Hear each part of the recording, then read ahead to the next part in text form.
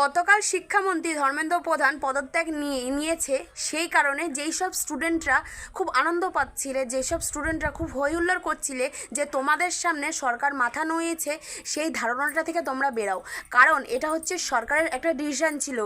Just স্টুডেন্টরা এত আন্দোলন করছে স্টুডেন্টের ভালো ভবিষ্যতের জন্য, এবং যেই সব স্টুডেন্ট আমাদের প্রধানমন্ত্রী নরেন্দ্র মোদীজির ফটো জ্বালিয়ে দিয়েছে এবং সিগারেটের আলো দিয়ে ফটোর জ্বালিয়ে দিয়েছে বা বাজে কথা বলেছে, জুতোর বাড়ি মেরেছে, তাদের কিন্তু রীতিমতো সরকার গ্রেফতার করেছে। ঠিক আছে, আরও এরকম অনেক স্টুডেন্টদের বের করেছে যারা এরকম বাজে কাজ করেছে।